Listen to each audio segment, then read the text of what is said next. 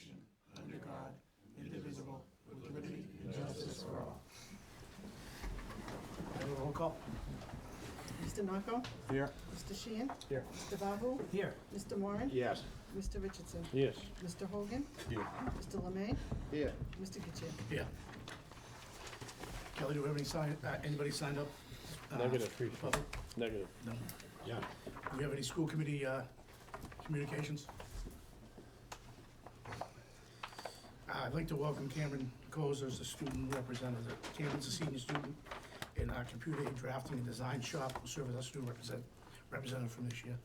Cameron, nice to meet you. Everybody, this is Cameron. Nice to meet you, Cameron. Nice to meet you, Cameron. Welcome. Welcome. You're up. You're up, Cameron. We're ready What when is you the are, student rep? Edward. Our homecoming weekend was a great success. Fans at the Saturday football game were able to bid farewell to Old Man Griffin and welcome his replacement, Mr. Griffin Jr. In addition, the senior class crowned the 8 newest members of the homecoming court and our 2023-2024 homecoming royalty. On homecoming Friday, Greater Lowell celebrated with our annual dance and an afternoon of special programs and events. Over 400 students attended the dance in the cafeteria that night, and many stayed after school to experience special programs hosted by our clubs. The music club had an excellent kickoff to the year with an open mic at the homecoming after-school event. Their next major project is to start practicing audition pieces for the holiday show in December. Competitive gaming also celebrated homecoming with a Super Smash Bros. Tournament where dozens of students had the opportunity to show off their gaming skills and win some great prizes. They are now creating teams and have joined a league in order to play against other schools across the country. Robotics Club provided a demonstration during the homecoming event and has been meeting on Fridays ever since the start of the year. During this time, more students are joining than ever before, and they are acquiring some new robots to add to the fun. The Junior Planning Committee is off to a busy start. Junior Prom will take place on Friday, November 3rd, 2023 at Lindsay's in Dracut. The committee has been busy deciding on a theme, brainstorming centerpieces, and ironing out all of the other details. Drama Club is in full swing and is excited to announce their 2023-2024 spring production. The title is Radium Girls. It is a powerful historical fictional performance of young girls who fall ill due to painting watch faces with radium in the 1920s. GSA will be hosting the first regional leadership meeting here at Greater Lowell on Thursday, November 9th. GSA students and advisors from the Northeast region will be coming to our school for workshops, training, and professional development.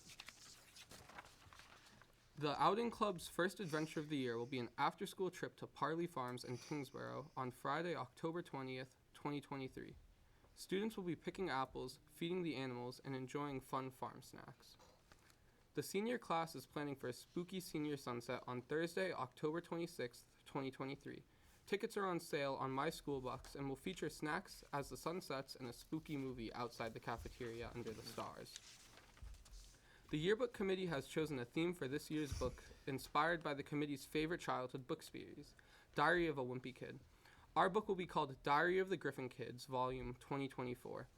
Students and staff will be invited to submit stick figures that will be highlighted on each page of the book. In addition, the class of 2023's yearbook supplement has arrived and will be in the mail to our graduates by November 1st. Skills USA will be holding our annual school-wide kickoff meetings in the coming weeks. As a total participation school, every instructor and student in every grade and every shop can take advantage of Skills USA's programs and activities. Kickoff meetings will highlight the benefits of Skills USA and how staff and students can be involved. The National Technical Honor Society and National Honor Society application progress has concluded, and they will be inducting 56 new members at their ceremony in November. Returning members are not only gearing up to host the ceremony, but have also begun their community service projects for the year. In addition to serving at our Dracut Old Home Day booth, members also hosted a water station for the Bay State Marathon on Sunday, October 15th, 2023. Both the girls and boys soccer teams are having their usual strong campaigns. Our Lady Griffins currently sit at 8-2-1, while our boys team is 10-2. Both teams are in the mix for the CAC League crown as well as a spot in the vocational and MIAA state playoffs. Varsity football is 1-5 thus far on the season. However, 3 of these losses were by 1 score or less. With a very young roster, the team hopes to build momentum as they head into the final 5 games of the season. Girls volleyball is currently undefeated at 12-3. The Lady Griffins have already secured a spot in the MIAA state tournament and are also in the mix for the state vocational playoffs. The boys and girls cross-country teams are out of the gate fast, and both should vie for the CAC League and State Vocational Meet Championships later this month. The Griffin Golfers recently finished their season with a final record of 5-7. The team also placed third overall at the CAC League match on October 13th, with senior Jake Torpy taking fourth overall individually. The 5 wins is a program high, and the team was also able to run JV matches for the first time in the program's history. The cheer and competition dance teams are both gearing up for the competition season, which will kick off in October and continue through November.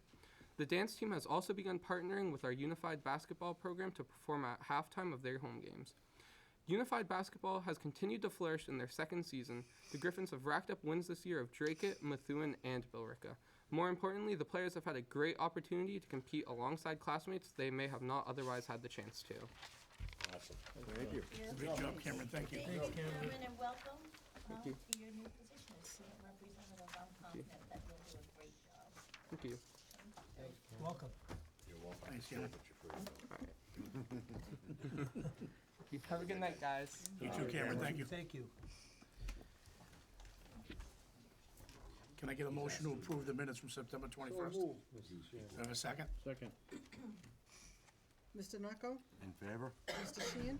Yes. Mr. Bahu? Yes. Mr. Moran? Yes. Mr. Richardson? Yes. Mr. Hogan? Yes.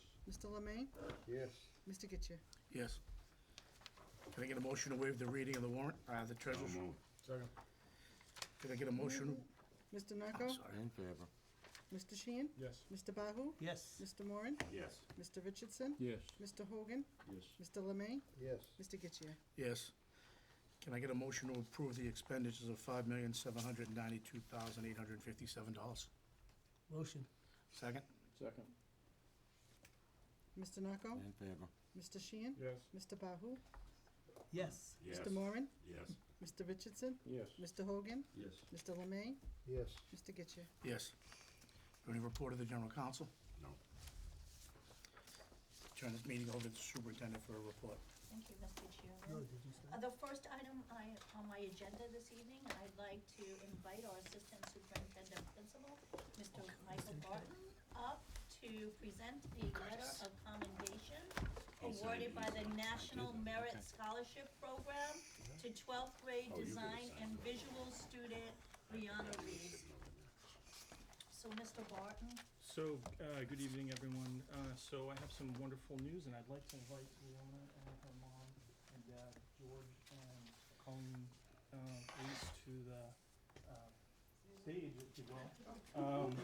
So I can talk a little bit about their biography, and I can celebrate some wonderful achievement that Riona has received. So Riona's here tonight because she received the National Merit Scholarship Commended Student Award. Essentially, her PSATs were among the highest in the school, as well as the highest among 34,000 students in the country. So it's quite an achievement. Wow, wow, wow. A little bit about Riona. She's a 12th grade student in our design and visual program. She has excelled in taking AP and dual enrollment courses throughout her time here. She's a member of the Art and Music Club. She's received special recognition awards for AP Calculus and dual enrollment chemistry. She's a Skills USA in-house award winner in DVC. And just a few words from the National Merit Scholarship Committee. They say that students who are named commended students have demonstrated outstanding potential for academic success. These students represent a valuable national resource, recognizing their accomplishments as well as their key role schools play in academic development and are vital to the educational excellence of the United States. So, congratulations. Wow. Congratulations. congratulations.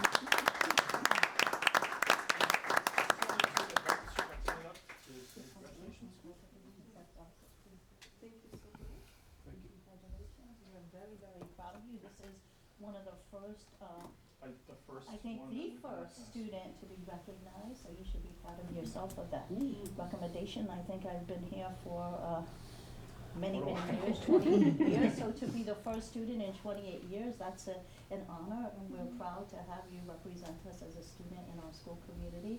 So congratulations. Wonderful achievement. Great work. Thank you. Thank you Great all job. for coming. You should be proud. We appreciate your partnership and your support throughout your child's education. Yes, Thank you so much. Thank you. A great course, that's awesome. Thank you. Thank you.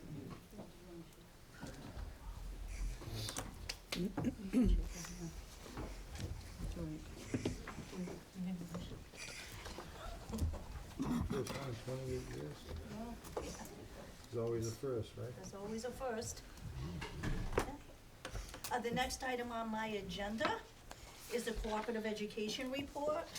The report, you have a report in your packet, and the report in your packet indicates 140 senior students participating in a cooperative education program as of the end of September. However, I'm happy to report that at this current date, 174 students are participating in cooperative education, which is 30% of the class of 2023. So we're happy with Mrs. Bezanson as she continues to make connections with our employers and to get our students employed. Any questions? That's a great job, she's done a great job. The next item on my agenda, I'll be seeking 3 separate approvals on vehicle donations. So I'll do them one at a time, and then we'll get approval for each one. The first is for a 2003 Ford Explorer with the approximate value of $700 from Mr. Philip Bonanno of Haverhill, Mass. I'm looking for approval for that donation. So moved. Second. Mr. Narco? In favor. Mr. Sheehan? Yes. Mr. Bahu? Yes. Mr. Moran? Yes. Mr. Richardson? Yes. Mr. Hogan? Yes. Mr. Lemay? Yes. Mr. Getchia? Yes. The second is for a 2001 Kia Sorento with an approximate value of $1,200 from Mr. Jack Cornelia of Tewksbury, Massachusetts. So moved. Second. Second. Mr. Narco? In favor. Mr. Sheehan? Yes. Mr. Bahu? Yes. Mr. Moran? Yes. Mr. Richardson? Yes. Mr. Hogan? Yes. Mr. Lemay? Yes. Mr. Getchia? Yes. And the third is a 2024 Mustang Echo Boost with an approximate value of $10,000 from Ford Motor Company and McGovern Ford of Lowell. This vehicle was involved in flooding at one of their plants and cannot be sold, but it has been cleaned by the dealership in preparation for donation, and we are very happy to accept this donation. Motion to approve. Second. Mr. Narco? In favor. Mr. Sheehan? Yes. Mr. Bahu? Yes. Mr. Moran? Yes. Mr. Richardson? Yes. Mr. Hogan? Yes. Mr. Lemay? Yes. Mr. Getchia? Yes. So all 3 of these vehicles, to be clear, will be used in the automotive departments for educational purposes until they're no longer viable. So I just wanna say thank you to all 3 of these donors. It's very important, to have our students work on vehicles, and we often turn over our vehicles, so we appreciate the donations and furthering the education of our automotive students. So thank you to the donors. The next item on my, yes? I was just gonna say that your automotive department has done a wonderful job helping out the unemployment with the van that they put together. Great job. Yep. We'll probably talk about that at another time when that project is fully complete, but they have been doing a great job along with our carpentry department and electrical department, and when that project is complete, we'll make a formal presentation. That it's not quite complete at this time. So the next item on my agenda, I'd like to ask the Director of Practical Nursing to join us, Ms. Christine Messina, who is going to present to you their student handbook for approval. Hi. Ms. Messina. How are you? Hello. Well, hopefully you've gotten copies of the handbook. It should be in your packet. Yes. Yes. Every year, during the summer months after the school year gets over, we have a 2-day staff meeting, which we try to have as many people there as possible. And then we go over the handbook every single year, making sure that certain things are in there, and we have a difficult time with, attendance policies, so we're changing them all the time. So what I did for you is I just kind of typed up the changes that we have decided for this year's student handbook. Most of them were because of the Massachusetts Board of Nursing. They wanted added information to the Valor Act addressing applicants who have military health education per Massachusetts Board of Nursing request, so we added that into our student handbook. Admissions policy and admissions process, that is actually found on the school's website under our Practical Nurse website, but they also wanted us to put it in the student handbook, so it's in there. Uniform policy, we just added black shoes. We were having a hard time with students finding all white shoes with then no different colors on them, so we just agreed as long as they look nice and clean, and then that should be fine. Excuse leave, we've had some students, we've always had a jury duty policy, but then we added some court appearances, because we do have students that have come to us and say, I have a certain day that I have to appear in court. Unfortunately, it does affect them because they miss out on the class that they're missing, but we did put it in as an excused leave, just to give them the chance that they need. Added the use of earbuds and headphones is strictly prohibited to electronic equipment. We had to add something, we have, most classrooms have the pockets where you put your phones in before you take a test. So we've been alerted that students can find out some information also on their smartwatches. So the smartwatches have to go in the holder. I have. Yeah. Yeah, I don't have one. I wouldn't even know how to use it. Okay, so what we have added this year is a remediation policy added. We've always offered tutoring and remediation for our students because we want them to be successful. We always have a tendency to lose quite a few students, especially term one. It's a difficult term. There's 7 different classes going on at the same time. They have a test every day, along with 1 day a week in clinical. So the teachers were getting a little bit frustrated because on the X2, where the grades are, they would always put in little notes. Please come see me. Your test grades are dropping. Come see me. Let's review this test. And it goes to blank ears. So what we decided this year is we wanted to hold the students accountable. Instead of the teacher just going crazy, watching the student just take a nosedive, they wanted the student to be held accountable. So what they did is they added a policy that if you failed an exam, you have 14 days to meet with that instructor to go over the exam, get some tutoring, find out what might have been the problem with that particular exam. Again, we're trying to get the students early on, as early as we possibly can. And by kind of mandating it, we're trying to keep the attrition rate low. But we've already lost 3 this week. Midterm grades go out, on Friday, so we'll be losing some more, even though we've had this remediation policy. It is considered to be an assignment which must be completed or it will result in course failure. So that's basically the big thing that's been added to this year's student handbook.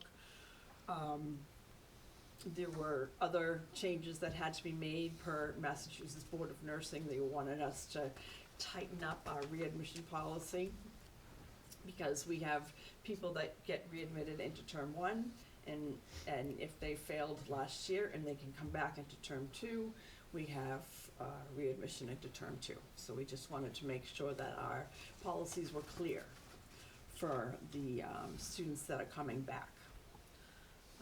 Another from the Board of Nursing, they wanted us to delete course exemption from a program option because we offer transfer credits from other schools as long as they meet the criteria of a C+ within 3 years. So we already had a transfer policy, so they did not feel that we needed to kind of add a course exemption policy. The program curriculum has changed in hours. It was 1097, it is now 1098. The Board of Nursing has changed their regulations. They used to mandate how many class hours we had and how many clinical hours we had. As of last January, they changed the policies. So for practical nurse programs, there are no longer an hour requirement. So we can do what we want. Obviously, we only did 1 hour, so we only changed it 1 hour. But the staff felt that the students were being pushed into really hard topics. For example, cardiac, which usually in the schedule starts right before Christmas. Then they go to Christmas break. We always tell them, my God, you know, this is a tough one, study for it, study for it, study for it. Christmas break, they come back and they just do terrible on it. So what we've decided is we've decided to take some of that and split it in half so that it'll be more reasonable for them to understand. And the same goes for pharmacology. Pharmacology has a lot of cardiac drugs. So students historically do not do well on that exam just because there's too much. There's too much. So what we've now done is we've kind of split, so there'll be like 2 pharmacology tests for cardiac. So that's kind of where the curriculum hours have changed to try to make it more conducive for the students to be successful. So those are our changes. Thank you, Christine. Anybody have any questions? Can I ask a question? So, I know this was a popular program, and when you talked about the kids given a second chance to be able to take the exam, if they fail the second time, they're out. But we can't pull anybody back and it's on that waiting list. Is that true, or because they're behind? Okay. Like when the program starts, When the program starts, you have a yeah. waiting list, right? Yes. For people to get in. Mhm. So if people fail, at any point now, you can't pull the people off No. that waiting, so they have to wait until the next class Yes. starts, okay? Yeah. All right, thank you. There'd be no way that they'd be able No, to they'll catch catch up up, and right. get the uniforms, get the books and and everything else, yeah. Okay. Thank you. You're welcome. You mentioned some remediation and comments on quizzes, you know, following up on the student, which is good. Is there any preliminary math skills that they could work on before the program begins to ensure success? Well, they have to take an entrance exam called the TEAS, and Tough. it's got math, reading comprehension, and last year we added on English. So unfortunately, there's really no summer tutoring that goes on. On our website, we have the website for a study manual. We strongly encourage them to buy that study manual because those are the people that made the ATI test. And if they buy it, they buy it. If they don't, they don't. But we try to get them to be successful on the TEAS. They can try the TEAS twice in 1 year, as long as they get pre-junior high level on all of the the reading comprehension, the math, and the English. Thank you. You're welcome. Anybody else have any more questions? What was that, just a comment, you've done a lot of work on this, especially on the remediation factor, as well as, trying to deal with the cardiac, as well as, it sounds like, the pharmaceuticals as well. So, I know you're trying to set these students to pass. It's an extremely accelerated program, so kudos to you and your staff. It's a very difficult program for the students. I couldn't imagine how difficult it is for the staff as well. Yeah. So, I'm gonna make a motion to approve your changes. I think they're great, and, Do I have a I second? second it. Mr. Knocko? In favor.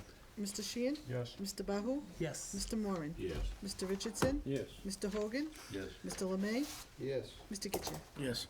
Christine, thank you. Thank you for the Thank you very changes. much. Let the staff know also, thank you. Anytime. So, thank you, Christine.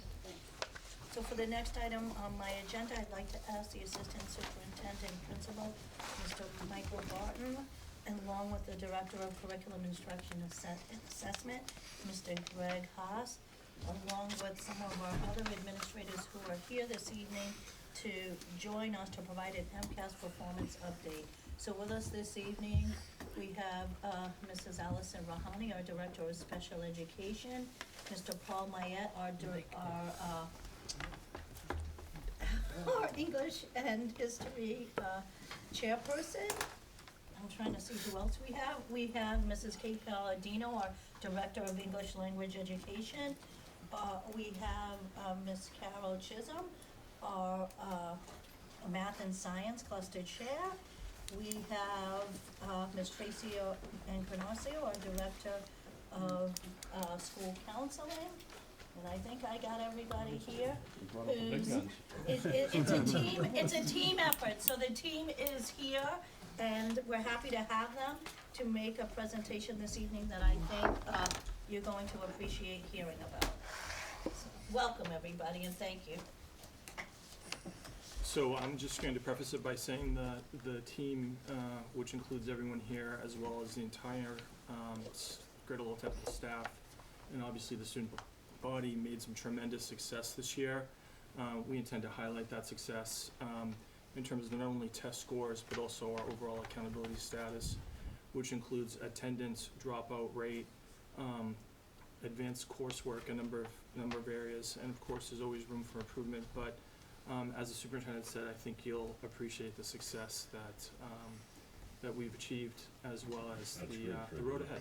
So that's where I would choose to introduce Mr. Haas, who will give you an overview at this time. Good evening. Thank you all for the opportunity to speak. So similar to the format from last year, I'm going to start off the presentation reviewing the MCAS scores, and so there'll be the 2023 MCAS administration, and then I'll move into the accountability, just because that's a huge factor of our accountability data. So for starters, I just wanted to go over the high-level achievement that we saw from the 2023 MCAS. In English Language Arts, we saw a 5% increase in the number of students meeting or exceeding expectations. The Department of Education kind of combines those two categories, and that's what we're always looking for, is those either exceeding or meeting expectations. So we were up 5% of where we were last year. Hopefully this will be the last year that I reference COVID, but the state is still looking at where schools were and where the state was in 2019 in terms of closing that COVID-related achievement gap. I'm pleased to share that we're up 23% from where we were in 2019. So not only did we recover from any pandemic learning loss, our students and the work of our teachers and the whole school community have pushed us up to have 23% more students meeting or exceeding expectations in English Language Arts. So really positive growth in that content area. In terms of mathematics, we saw a 12% increase from 2022 to 2023 in the percent of students that were exceeding or meeting expectations. That puts us up 14% from where we were pre-COVID. So again, math was the content area of all of them that saw the biggest hit during the pandemic, both here and at the state level. And not only have we recovered from that, we've moved beyond where we were. So really, positive kind of trajectory in that area. Last year when I presented on the science and technology for us at Greater Lowell, we used the biology MCAS. Last year was the very first administration, so there was no data to compare on that to prior years. We were able to see a 2% increase though from 2022 to 2023. So, that was new standards, a new test format. So it was really, last year was kind of the baseline, and we were able to take the learnings and the findings from the 22 administration, make changes and improvements in our program, and then we saw some gains this year. And so really, positive growth in all three content areas. We've closed the achievement gap. We're right on the cusp of meeting or surpassing the state average in those different content areas. So across the board, I think it's a testament to all of our content area teachers, the technical teachers with the embedded academics, and really the entire community for supporting our students to kind of continue that push to higher achievement. The next slide I'm going to show, this one is new from last year, and the reason I included it this year is because growth, or SGP, which is the standard growth percentile, is a factor in the accountability, and now that we've returned to the full accountability system, I did want to highlight that. What this does is, or what the growth looks at, is the gains that a student has made from their score in 8th grade to their score in 10th grade. In layman's terms, there's other kind of indicators to it, but generally we're looking at the gains that students are making from the two previous MCAS administrations. So for us, and really in all of these charts, we're going to be the yellow line, and then the state is the blue line. So I've always kind of reflected growth as what we've done. Obviously we get different students every year, but what we're able to do is push them further. And so it's nice to see that both in 2022 and even more so for 2023, the growth for our students in English language arts is far surpassing that of your average student at the state level. In mathematics, again, when we were talking about COVID learning loss, you see that humongous drop from 2019 to 2021. Both us and the state have recovered in 2022. The state at that point has remained flat, and we've continued to see more gains. So our students are really further developing their math skills. So really, positive numbers, absolutely moving in the right direction in both content areas. So we always want to be kind of above that state line. Any questions, just kind of looking at all students overall? Okay, I'm going to move into some of the student groups. And these groups are the ones that I've selected really because they're most reflective of our student population, but I think they also help, and you'll see this when we get into the accountability slides, identifying the kind of closest comparable vocational agricultural schools to make a comparison of where we're landing versus where they're landing. So with that, we'll start off with our English learners. So in terms of our English learners, we are 6% above the state average in English language arts, so really positive there. What I think is also fairly significant in this one is that the state has a far more significant number of students not meeting expectations. So again, the work of the Kate and the EL department and all of her teachers and the content area teachers really making sure that those students have the the scaffolded instruction that they need to develop their English skills while still meeting that 10th grade language proficiency expectation that the state has set. Similar gains we saw in mathematics. We are at this point 8% above the state average in that meeting and exceeding category. We're seeing a similar trend where our not meeting expectations percentage is lower than that of the state, which is what we want. So again, really moving in the right direction. In both English and math, we are well above where we were prior to the pandemic, 7% in English and 10% in math. Again, really high growth for those groups, and both English learners, and then we'll move into students with disabilities next, were the two student populations that were most significantly impacted by COVID and really through remote learning. And then finally in science, again, this is still just kind of the second year of it, so it's early data, but we did see some gains from last year, and we are just above the state in terms of the meeting expectations, but again, the trend that we want to see is that our not meeting expectations numbers are going to continue to decline.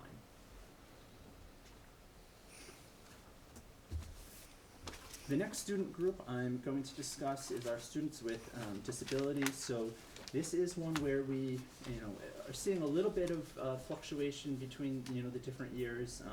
We're slightly below the state average in English, 3% below the state average for the 2023 administration.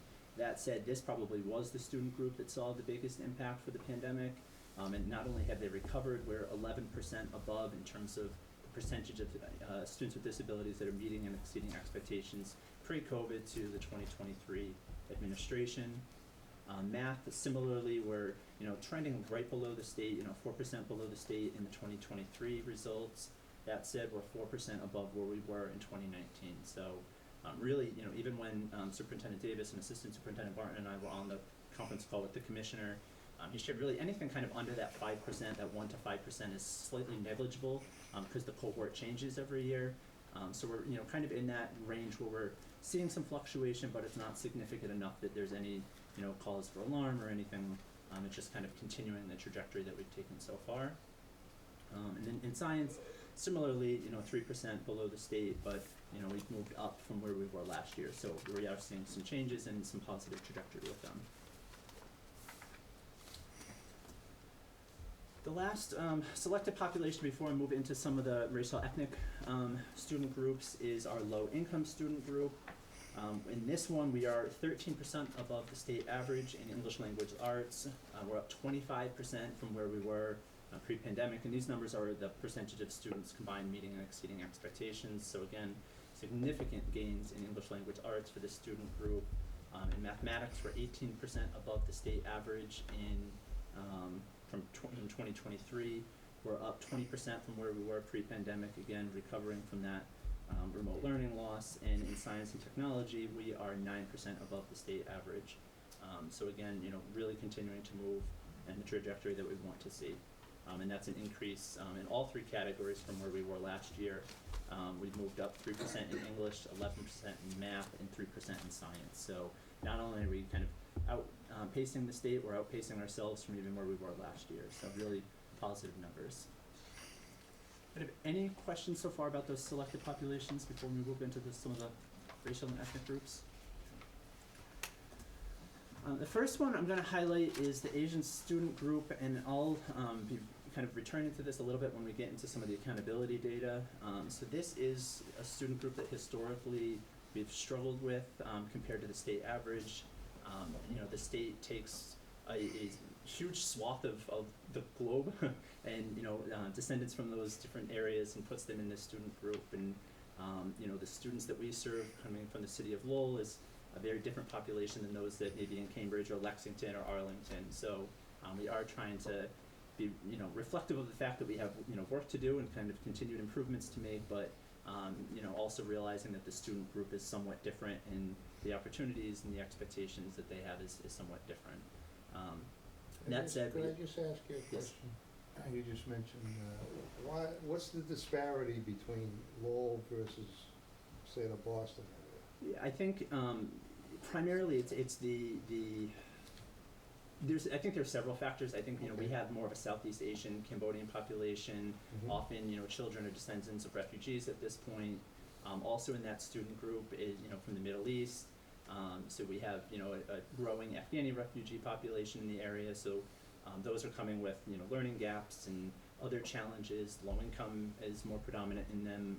English language acquisition is more predominant with those student groups versus when you get towards the Lexington, the Arlingtons, the Cambridge, often they're the children of professors and those working in the high tech industries and that group. And especially when I get into looking at accountability, that student group outpaces every other group, socioeconomic, English learners, every other race. They are the strongest performing group in the state, and it's just kind of looking at an apple versus an orange. It's enlightening, thank you. First of all, Greg, just let me ask a quick question. I know it's different students year after year taking the test. Yeah. I'm not meeting expectations under the Asian students. Has it gone down from last year? I do not have that data right in Okay. front of me. Okay. Sorry. Yeah, I don't have that in my I know notes. it's apples and oranges, it's Yeah. different kids, and I was just wondering if it went down from last year, because that would show. Yeah, there definitely, and this, it'll pop up in the accountability, there was a decline in the overall accountability for that student group.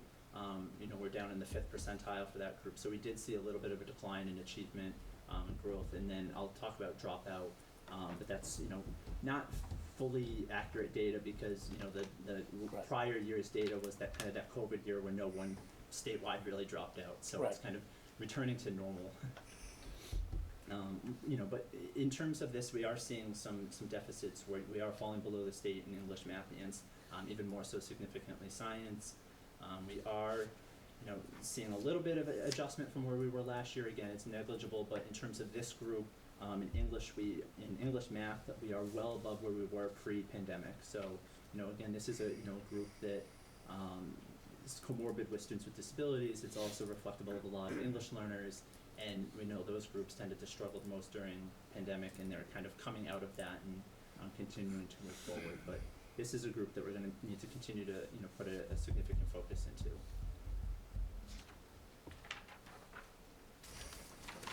The next group that we're going to be looking at is that of the Hispanic students. Significant gains. We're 19% above the state average. In English language arts, we are up 30% from where we were pre-pandemic. Very significant in that. The state actually saw a decline in student performance from 2022 to 2023. In mathematics, we are at 18%, or rather we are 18% above the state average in the terms of students meeting and exceeding expectations. We saw a 10% increase from where we were in 2022. The state went backwards and we're continuing to move forward. And in science, we're 10% above the state average for students meeting and exceeding expectations, and we saw a 6% gain with this student group from 2022 to 2023. So I think of most of them, this is the group that saw the most significant gains in this last year. Any questions kind of as far as the data goes? And I'm going to then go into some highlights for the 3 content areas. So the first content area is really looking at English language arts and some areas of strength and some areas of growth. So we know we saw a 5% increase from 2022 to 2023. So really we've narrowed that achievement gap between us and the state down to 2%. So again, we're right on the cusp of matching the state average across the board. And then again, hopefully this is the last year I have to reference COVID, but we've closed the gap from where we were in 2019 to where we are today by 26%. We saw improvements in the reading and the writing domains. We've now matched the state's performance in reading, and we've exceeded the average state performance in writing. Vocabulary acquisition, which is one subset of the language domain, is probably our strongest area for improvement, or more significant area for improvement. And Mr. Mayette has done some work with his team last year, and we saw some results, and he's continuing to do that work this year. So we hope that will kind of yield some more positive results. As I stated, we did kind of reiterate some of the strategies that we saw work last year, and then when Ms. Palladino was working with the English department prior to that, kind of continuing to see which of those domains are making growth and continuing the processes that we've been working with there, and where we weren't seeing the growth that we wanted to, making some adjustments. One of the biggest things that we've been working on is kind of pushing this growth mindset, this idea with students that they can do more and do better, and with our staff to push students to that higher achievement. So we've made a concerted effort over the last 3 years that I've been here, and I know when Superintendent Barton was in the position prior to me, being very intentional about moving students from that college prep level to the honors level, putting more rigorous, more volumes of work in front of them, and at the end of the day, they are rising to that level, and they're meeting those standards, and this is showing out in the data that we have, which is really across the board positive growth in most areas. And then again, a specific focus for English language learners is that some of the words and the terminology in both English and then surely content specific in math and science, it doesn't really translate even to their native language. So they all get bilingual dictionaries, but some of the words just don't exist in Cambodian per se, or they aren't comparable in Portuguese. So even if they know it in their native language, that doesn't mean that they necessarily understand it in English. And some of these students, while their home language may be something other than English, it doesn't mean that they're necessarily fluent in it, surely when it comes to reading and writing. And then lastly, one thing that Ms. Palladino has done with her department is to increase the number of co-taught English learner inclusion sections. So this model is where we have certified English learner teachers that are now in the content areas co-teaching with the academic teachers. And this is allowing them to really break down the content and put those scaffolds in place that are allowing the students to not only gain kind of that foundational knowledge that they don't have in the English language, but also to, at the same time, gain the expectations that all 10th graders have, because the state does not discern, the fact that they have a limited English speaking ability or English reading or writing to that of somebody who doesn't. The expectation is that they meet the same level. So the hope is that that kind of continuation in that program that was piloted last year that we saw results with will continue to move forward. Ismail, anything further you want to add in terms of English? No, I think that it hits it well. As I was, last year being my first year, I was lucky to come into a strong situation that Kate had set up, and I think the growth mindset is the biggest thing that we're continuing to look at, helping teachers identify kids who are just on the cusp of that next level. We broke them down for all of the sophomore teachers last year, gave them lists of kids who were really ready to break out, and we've done that again this year, and we'll continue to. Moving forward into math, again, this is kind of a little bit of a rehash of the data that I shared previously, but we saw growth of 12% from 2022 to 2023. So we have narrowed that kind of difference between our performance and the state performance down to 1%. So we are like right on the tail of the state. And again, when you look at pre-COVID to where we are now, we're not seeing the deficit that the state has. They're still below where they were in 2019, and we're 22% above where we were. So really positive in that area. There are 16 different domains that are assessed on the math MCAS. We saw improvement in 13 out of the 16. So again, really, really positive. I think we matched the state's performance in 2, and we exceeded the state in 5 of them. So the math department has already spent a lot of time, and Karen Jackson, as the math coach, has really dug deeply into this data. We've made some significant revisions to the freshman algebra curriculum, the sophomore geometry curriculum, really tightened that up, put a much higher expectations in front of the students, and so far, looking at their scores from progress reports for term 1, they're meeting those expectations, so that's positive to see across the board. We've also implemented a lot of new curriculum in the math department. We've purchased the Envision software, which is really modeled after the MCAS, so as students are going through the year, they're seeing those MCAS style questions in a format that was reflective of what they'll see on MCAS. So it's not, in class they're used to paper and pencil, and then they sit down for MCAS and they have a computer in front of them and it doesn't translate. They're, working almost like they're doing the MCAS in 9th grade and 10th grade. So the hope is that the technology and the test style won't be the barrier, that they'll be used to that and be able to kind of just continue to drive right into the content. We've also provided a lot of additional training on some of the tools that we had previously, Elastic, Desmos, for the teachers. We've had several new teachers in the math department. With the committee's support, we've been able to bring additional teachers on board to reduce class sizes, and bringing those teachers up to speed with the software and the curriculum that we have is yielding the results that we're down to just kind of a 1% difference between us and the state. And one other thing that the department, Ms. Chisholm and Ms. Jackson have done is to create common assessments in both 9th and 10th grade courses. So all teachers are given the same exact test to all students at the same time, so that we're able to do a lot more data analysis and then break that down to the student groups to see if there's any area that we need to do remediation. So if everyone in 9th grade takes the test on, Carol, help me out because I'm not a math person. If everybody takes it on combining like terms. There we go, combining like terms and or that. I was going more micro, but and we were able to see that perhaps the English learner population has lower achievement on that. We were able to pull Kate and her team in to provide some remediation and some adjustments to the teaching style. So that's something that we hope is going to help us target some of those student groups where we need to do some more work. We've implemented additional skills boot camps, and we've pushed a lot more students from college prep into the honors level courses, and we've also increased the number of English learner co-taught self-judged sections. So again, hoping that the language barrier comes out of it, and so they're able to really focus on the math without English skills or the lack thereof getting in the way. Lastly for this one, before we move into accountability, just looking at biology. So again, last year was the first kind of go-round with it, so it's still really statewide, something that schools are working to improve upon. We did see the difference between us and the state close by 2%. We still have a little bit of work to do, but we're going to keep kind of chugging along on that. We did see improvement in all 4 of the biology topics, though, so that does show that we're moving in the right direction. We matched the state average in some of them, and that we know that we need to do a little bit of work in some of the other ones. But, I think that the team has already done a lot of work. We had several teachers in the science department over the summer that did a deep dive into the biology results from last year. We made significant changes to the curriculum already for this year. We've got a lot of kind of changes and plans in the work for next year as well, just kind of trying to strengthen the entire biology program.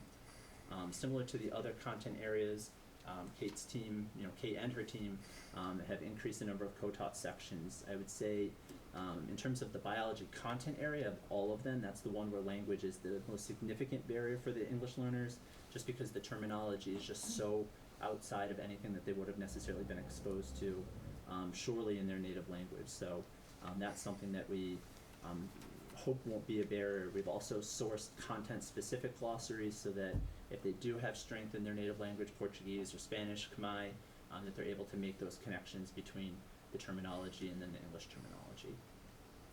And lastly, we're, as I stated before, we're looking to kind of continue to grow that program. We'll be making some changes even to next year's program to try to strengthen that going forward. Carol, do you have anything you want to add kind of in regards to those two? For math, this year the focus is on the college prep students. Last year we developed a vision and we did everything for the honors students and their performance improved. So this year we're going to match that with the college prep program. So we are rewriting that curriculum to help those students have a deeper understanding. For biology, the most significant change is that all of our ninth graders this year will take the biology MCAS. In the past, we had some the honors students taking it in ninth grade, and other students, with some high achieving college prep students, and the rest of the students took it their sophomore year. When we look at the data, not sure if that second year helps all students. So we're going to move everyone to the first year, and what that also does is give all of our students more opportunity for more science courses in the future. Yeah, I mean, that's definitely, one of the things I'm working with the science teachers, the question was if they get half the content one year and the half the second year, when they go to sit down at the end of that second year, how much are they retaining from September of their ninth grade year when it's now 2 days before school lets out as a sophomore. So we're hoping that kind of moving that into a one-year program that will see that there's a lot more content retention and those numbers should move up. Kate and Allison, I don't know if you wanted to share anything from kind of your perspectives before we move into accountability. Unless anyone had any specific questions. You covered a lot.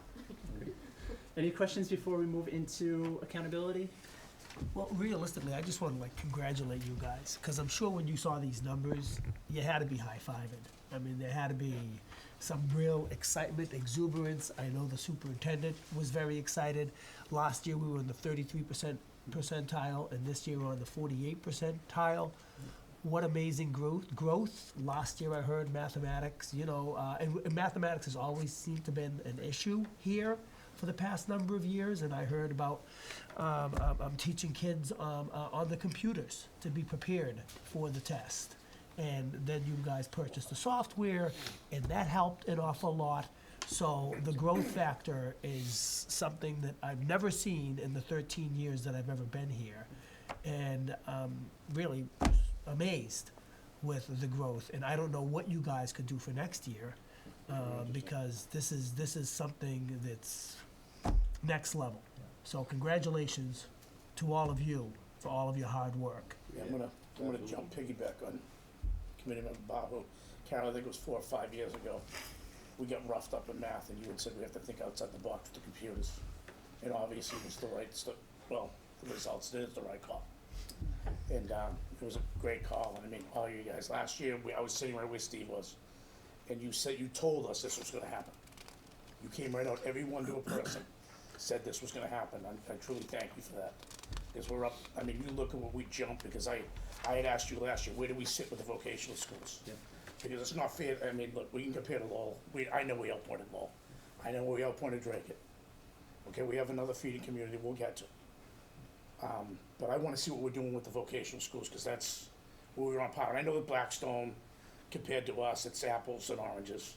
I mean, we can just look at the low-income students and the social economics that you pointed out. but I wanna know where we are to, you know, the other schools, and we've jumped some schools that we were behind, so that's a great job for you guys. And that's what I look at when I'm looking at it. You know, how are we doing against the other vocational schools? So I wanna thank everyone, thank you. Yeah, and I think it's a huge testament to, you know, the team and then really the teachers and the whole school community, the vocational teachers, you know, focusing on the embedded academics, from the main office, from school counseling. Really, it's about supporting that whole student. We know we're still coming out of some mental health issues and some other challenges from the pandemic, and I think without everybody side by side with a common focus moving forward, we wouldn't be where we are right now. So, I also think it's a testament to the support that we've gotten from all of you with increasing staff, which has allowed us to reduce class sizes.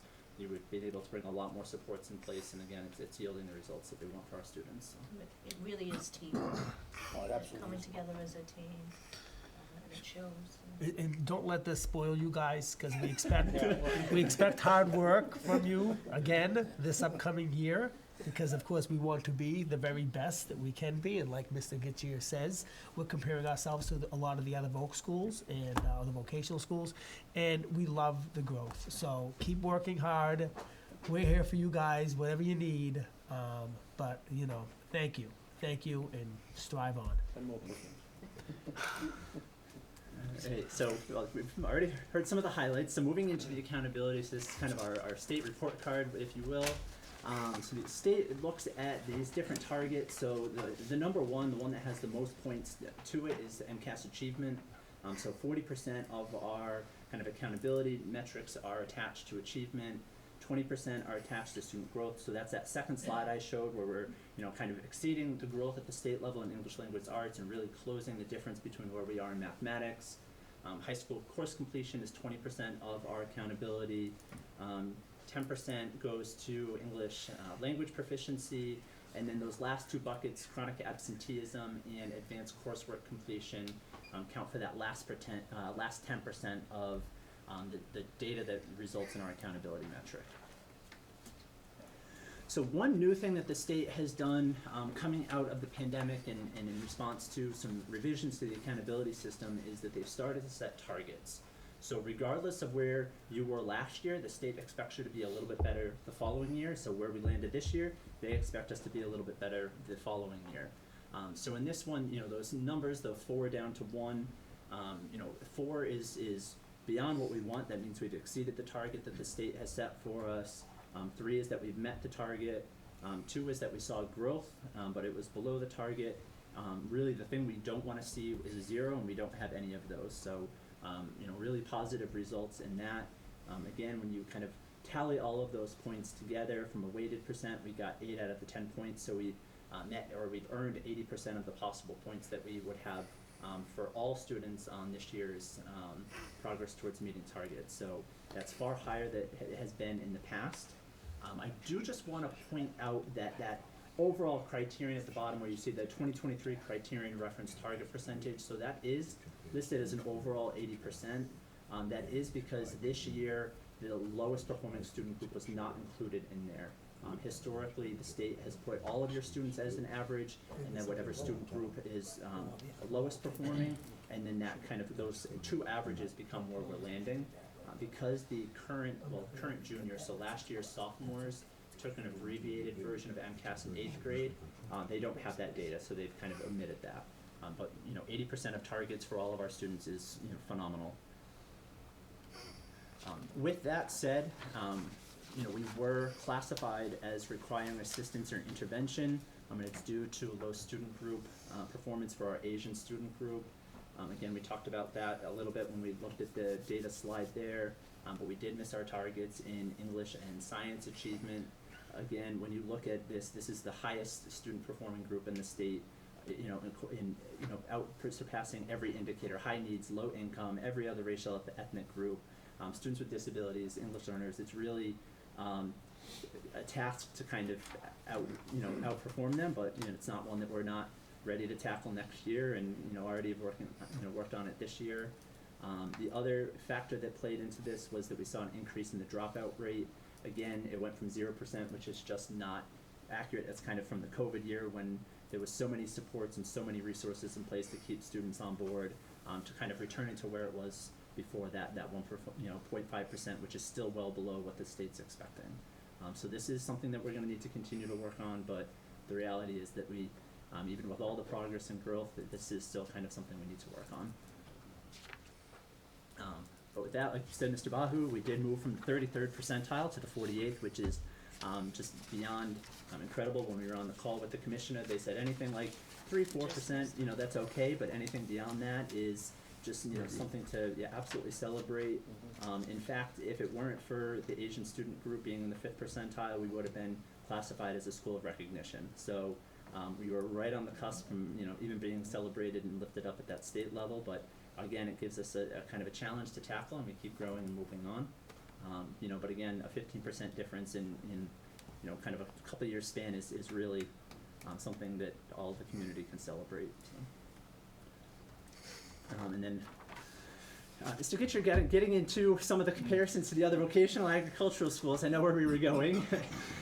So this chart is every vocational agricultural school in the Commonwealth, looking at their accountability percentile. So we are that yellow bar and everyone else is blue. The average of all vocational agricultural schools for accountability is 49. We are like right there when you factor everybody, and this is from Essex and Blackstone, where you have, you know, affluent communities to Madison Park where they're struggling, but looking at everyone as a whole, we're like right below the overall average. From there, I'm going to go over some of the data points that I'm going to use to develop the comp list, which will be the last slide I'll review. The first of which is overall school enrollment. So we are at 2302 from last year, by far the biggest school. The average was 2309, if I'm not mistaken. 2309 now, yep. As of today. As of today, yep. I mean, the average being 1084, so we're twice the big, you know, twice the size of the average vocational school in the Commonwealth. And again, the student population we serve predominantly from Gateway City, really surpassing that from some of the more affluent communities. Again, looking at low-income students, we're well above the average in terms of vocational schools and their enrollment of low-income students, which again is a factor that often is reflective in you know, struggled or low student achievement, so well above that bar. And then again, in terms of English learners, we're well above most of the other vocational schools, well above the state average, which is 4%. We're almost double that, which really gets us down to my top 10. So taking into account English learners, the percent of students with disabilities, low income, and some of the racial and ethnic profiles, these are our 10 most comparable vocational schools, you know, from Madison Park in the 1st percentile up to Worcester Tech. But as we said, we went from 33 to 48. Again, the average for all of these is a 35, and we are well beyond that kind of overall average for our most comparable schools. And these are the ones that I think at the end of the day we can say, you know, where they are at and where we are at, and we can kind of make comparisons between them because they are more comparable than some of the others. So again, I think it's, you know, kind of reflective of being a team effort, and you know, the main office team in terms of keeping the attendance rate, school counseling, and keeping students engaged, really everybody across the board, and I think it's yielded the results for the year that we've just passed up. Glad to say that no one's dragging their feet. No, we're working hard. Any questions overall?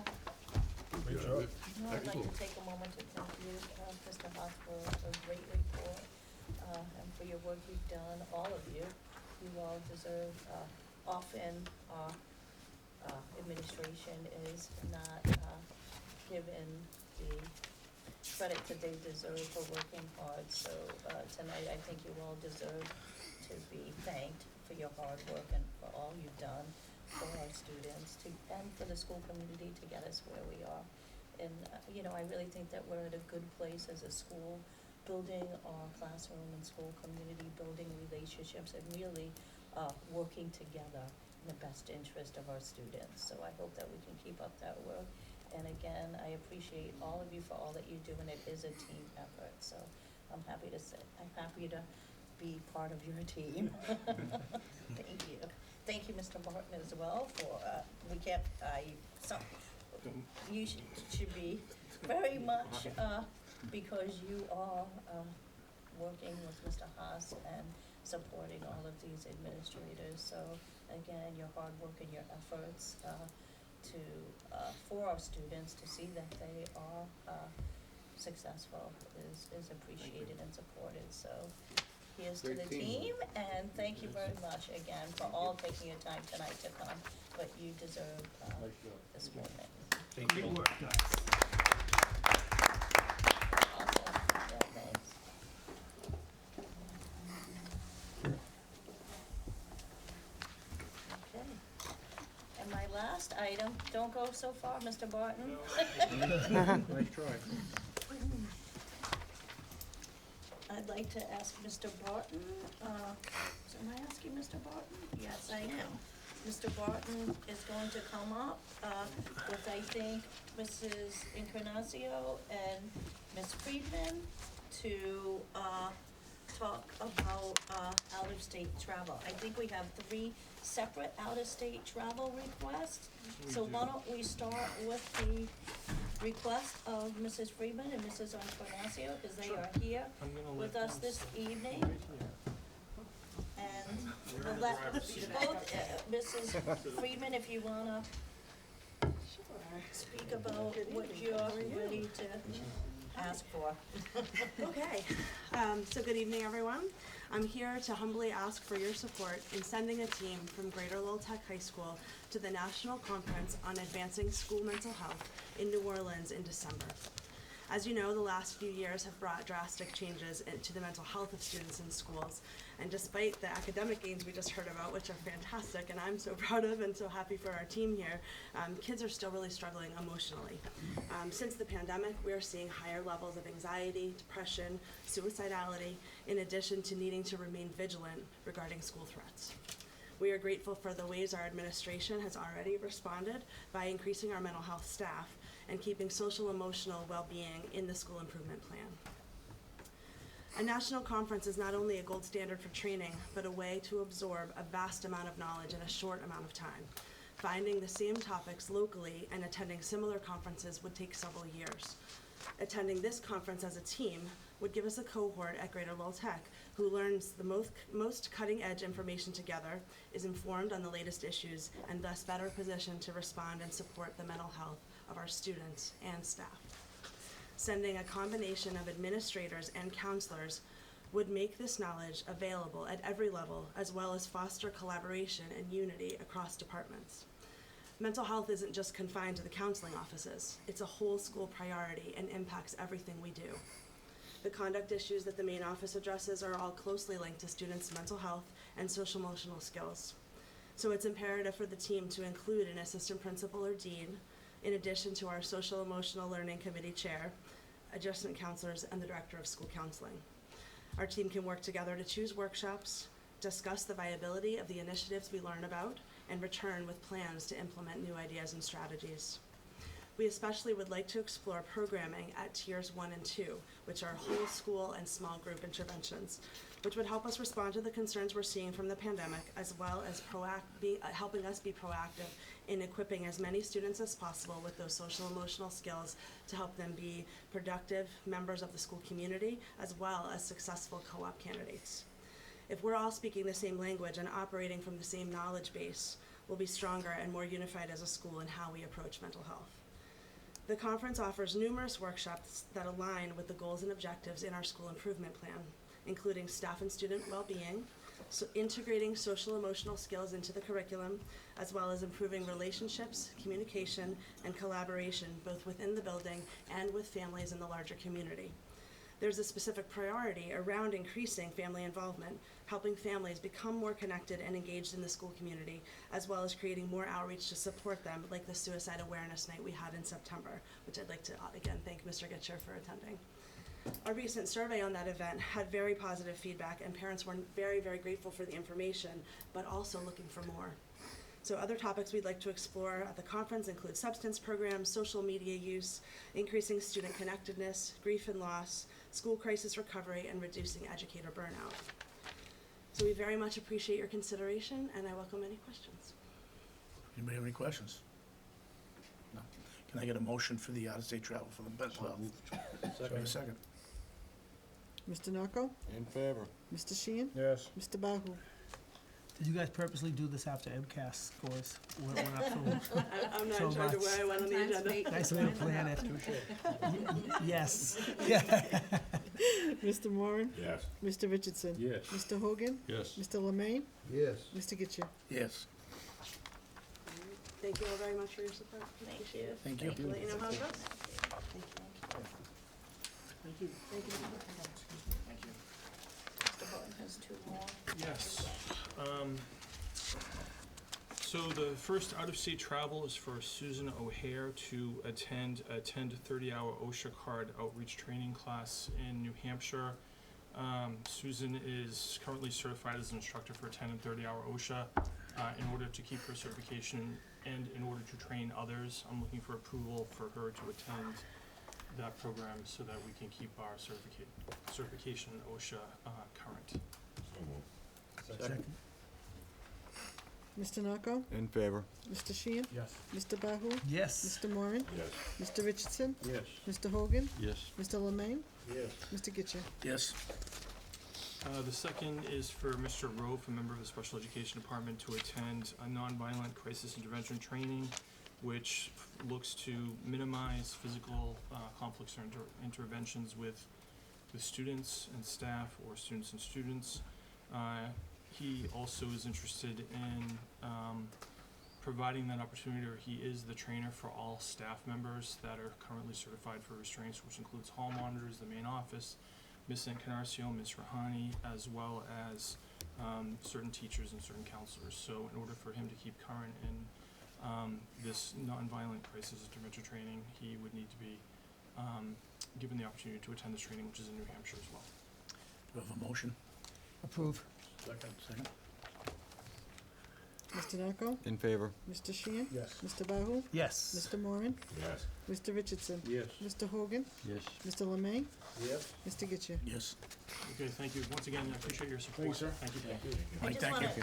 Mike, while you're still here, again, I wanna formally thank you for all the work you've done no, with thank you. Mr. Haas in, taking a deeper dive into our data and, taking the direction that we needed to go in order to, make improvements in our MCAS score. So I just wanna thank Mr. Barton again, for his work with the, instructional leadership team. Yep. So thank you, Mr. Barton. And thank you, Ms. Yes. Davis, for your support. Thank you. Always. And that's the end of my report this evening, and now Thank you. we're gonna welcome our business manager, Mr. Ray. All right, good evening. The first thing on my agenda tonight is a list of transfers I provide you in your packet. This is pretty typical. At the beginning of the year, we wait for new hires to get settled, wait for column moves to occur, and then I'll bring forth transfers. This is primarily salaries at this point. Just things getting settled with all of our new hires and such, and making sure all the moves have been logged in appropriately since the budget about a year ago that we started. Motion to approve $358,903.20 transfer. Sorry. Thanks, Mr. Mike. Narco? Yeah. Mr. Sheehan? Yes. Mr. Bahu? Yes. Mr. Moran? Yes. Mr. Richardson? Yes. Mr. Hogan? Mr. Lemay? Yes. Mr. Getchell? Yes. The next item on my agenda is a letter of the opportunity to engage with a company to look at the option of having a battery backup power on our school site. So a couple of years ago, we brought forth proposals looking at green technologies, looking at solar power. I understood there was a little bit of apprehension about the amount of space that those would take up and the length of time that we get committed to for those items.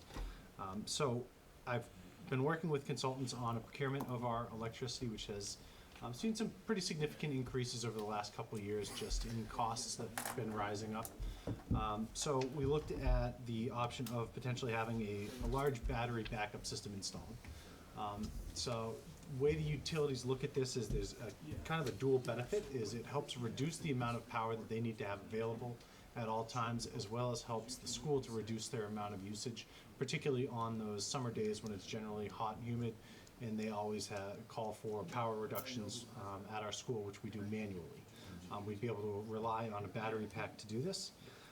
So in order to and there's a financial benefit to this program for us that has about an annual savings on the low side estimate was about $30,000 a year. And the batteries are good for about a 10-year life. So we saw an estimate of about $333,000 roughly over a 10-year life in total savings from a project like this. That's the low side estimate. Based on how we determine to use the battery and how much of those warm summer days, or how much of the capacity that the utility reserves for a big power user like Greater Lowell Tech is offset by the battery, those numbers would very likely go up from there, but just on the conservative side, we're looking at about 300 plus thousand over 10 years. And at the end of the project, we would really only be leasing, kind of leasing the land to the owner of this battery. We wouldn't own it. We wouldn't own operations or management. We wouldn't own remediation at the end of the project. And just for a scale reference, it's about 1,000 square feet, 1,100 square feet. So there is some space kind of tucked behind our maintenance building that looks like, based on where the utilities enter the property, it could potentially work. But in order to take the next steps and see if this is something that we would want to feasibly do, we'd need to enter a letter of engagement with a power company to look at this, and they'll work with the utilities to determine, yes, there's a need in this area, which preliminary studies show there is, but then also look to make sure that our equipment in the building is able to sustain this new type of power generation and usage, and that we don't have aged infrastructure that wouldn't be able to work with this. So the downside risk that we have in this is that if we get to the end of this study, which takes about a year, thereabouts, and we determine for whatever reason, they come back to us and say, yep, that estimate of 300,000 savings over 10 years, we can lock you into that right now. We're confident that we can make a project hit that dollar figure without any out-of-pocket expense from the district. If we, at that point, wanted to walk away, there's a $6,000 penalty because of all the engineering fees and time that they put into it. They would turn over engineering plans to us that would show our power usage, how it would work, how the system would integrate, so we don't leave empty-handed, but short of another power company and or product coming out in that time frame that would achieve something similar, I don't know that we'd have much use for those engineering plans. So that's our downside risk on it anyway. Sure, Chris. Question. I'd be interested in the type of battery as well as the life expectancy. It's lithium ion based, and it's about a 10-year life. And they've given that to you in writing? Yep. Just said that. Yep. And I also made sure that they stressed to me that we don't own remediation, we don't own site cleanup, we don't own any of the equipment at the end, that they take it all. If at 10 years we determine, nice knowing you, see you later, they come, they clean it out So and if take there's it. a question or a problem, you just call and that's... Yep, and they schedule the routine maintenance on it. They operate it remotely even. And there's very little that we would be involved with in this. And how close to the building will it be? Pretty much behind the maintenance shed is basically where our power line comes in, and they want to be in line with. Where the house building is in the back. Oh, okay, that's what all right, you said, Yeah, kind Right, of so that back area. I guess can we have them come in and present this just so we know where it's gonna go? Yeah. Set it up with whoever needs to be here. The only reason I'm saying that is, we're not gonna let them put it in the roofs. It's never gonna happen. Oh, yeah. That's not gonna happen. Now, if they wanna put it where we build the houses, where we're gonna build the It's house. really on the side of the maintenance building, but Yeah. I was trying to give Mr. Richardson an Yeah. idea. But you know what I mean, if You know it's where a that visual, is, yeah, yes. Right, you know what I mean? But if it's gonna interfere with building the houses, where we're gonna have the kids build a house, I just wanna see where the dominoes are gonna fall. Maybe we should just have them come in here. Yeah. Set it up and, We give us a concerned about- presentation. we concerned about fire? Show us a blueprint. Well, yeah, I think that's a I question. think that's a Good question. legitimate. Depends on whether, You can ask them. Yeah, that's why I'd rather have them come in. Close to the building. like a cake. That's why, You don't want it close to the building. No. 3-tier. No, you don't want it. No, let's have them come in. yeah, that's what I mean. I think we should have them come in, give us the presentation so we can Yeah. figure it out before we enter a letter of agreement. I mean, let's be honest, it's $6,000 if we decide not to, and we walk away, that's, Well, we're not even putting in the motion yet, so let them Right, come that's in what I'm and saying. do a presentation. right. Sure, and let me ask a question. It says here that the low-end preliminary estimates show a savings of $30,000. That's low end. Yep. If we, let's say we pass, put in a motion, and it, and we could save as much as, $40,000. Would they move up, or are they sort of gonna look at that lower number that we proposed and say, yes, we can meet that? into the 30, that's what I was No, they gave me two separate proposals. So if we were to abandon our current curtailment operation, which I'd have to do a little bit of a cost analysis, because we do get some money back from the utilities now for, on those warm days from, usually we get a call and it says from 4 to 7, basically shut your building down. And we pay overtime, our 2 maintenance guys run around and manually turn everything off, or do what they can from the computer and manually turn off the rest. We get a kickback from the power utility for that. We have to take into factor the cost of overtime to do that work and then stay later to power it back up and make sure everything's back online after. So I have to do a little bit of a cost analysis, but I mean, on the high end, getting rid of that program, I mean, they were looking closer to like 750,000 probably benefit over the 10-year life on this battery use.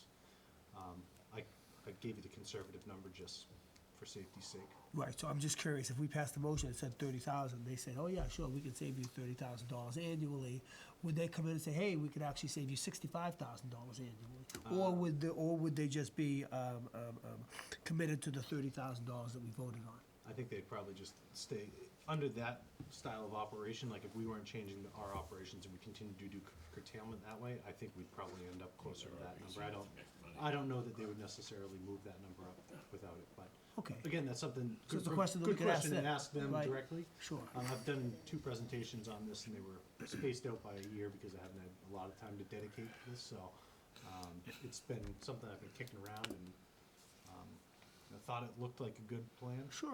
but, It probably there are does, but there's a lot of questions to questions ask, here, right? So can I get a motion to have C-Power come in, give us a presentation? Second. Mr. Narco? In favor. Mr. Sheen? Yes. Mr. Bahu? Yes. Mr. Moran? Yes. Mr. Richardson? Yes. Mr. Hogan? Yes. Mr. Lemay? Yes. Mr. Getchell? Yes. Thank you. I've got one more item, don't kick me out, yeah? Are there any other competitors with this company? So there are, this happens to just be one that the consultant I was working with recommended. I haven't engaged with any others, but I could also ask around and see if anyone else has had a successful project. It's a relatively newer technology, so I don't think there's many public installations around. In fact, I couldn't even get a client list from C-Power that I could reference call because I think it is at its infancy. It's not something that the public sector's jumped on just yet, so That's interesting. it's something that maybe a little bit ahead of the curve on that thought process anyway. Dial it back a little bit. Yeah. So my final update for tonight is about the Building Expansion Committee. We had a meeting, gosh, whenever the last school committee was, so Last three, school 4 committee, weeks ago at this point. We talked a little bit about how we keep getting this project kicked out and how we were going through permitting, having some concerns and questions with the town that we need to get answered to make sure they were comfortable with where we were building, what our proposal was, and what was being built. So we went to a meeting probably a week or 2 ago now, and actually got through final permitting on that. So we're expecting bids November 2nd at this point. And the proposed project area over next to For the the basketball courts, basketball court over by the pool area has been approved. So we're just gonna look to continuing the project, getting our bids in, and making sure that we've got the financial resources from that ESSER 3 grant to cover the entire cost. We haven't seen much de-escalation in construction. If anything, we've had a little bit more escalation in costs. So where we were, within probably 10% of our total available budget on our project estimate. It'll be interesting to see what comes out on that bid date, and I'll have an update in November for you. Sure, so I'm hearing November 2nd bid day, correct? So should we have a special meeting to maybe move this along so that we can identify, begin to purchase and make sure that everything get completed by the end of 2024, is that correct? We have to have it done by the end of 2024, or is it August of 20? By September 30th of 2024. Okay. We're gonna be done. Sure. So would time be an issue? It might, you might wanna ask that on bid day. I'll see what the proposals come, Right. where the proposals come in, and I'll reach out to the chair if we need Yeah, if a we need a full special committee meeting. meeting. If not, at least a building expansion committee update might be useful at that point. Cool. Thank you. That's it for tonight. Thanks, Mike. Everything in the old business? Everything in the new business? Any committee person, motions? We have a couple of things on the, report of the subcommittees. As Mike just updated us on the, building expansion project, it's come to my attention that we have to approve the building expansion committee minutes, from the prior meetings that have occurred, the reports. Everybody has the reports in your packet. Is there any objection if I take the approval of the minutes all in one motion, instead of having, 7 separate motions? I'll make that in the form of a motion. Thank you. I'll second. There you go. So can I get a motion to approve all the building expansion committee reports, September, June, December, November, October, September, July? So moved. Mr. Narco? In favor. Mr. Sheehan? Yes. Mr. Bahu? Yes. Mr. Moran? Yes. Mr. Richardson? Yes. Mr. Hogan? Yes. Mr. Lemay? Yes. Mr. Getchia? Yes. Do we have a motion to adjourn? Motion to adjourn. Second? Mr. Narco? In favor. Mr. Sheehan? Yes. Mr. Bahu? Yes. Mr. Moran? Yes. Mr. Richardson? Yes. Mr. Hogan? Mr. Lemay? Yes.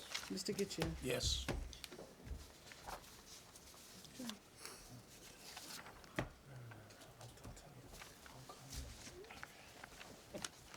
What's going on tomorrow?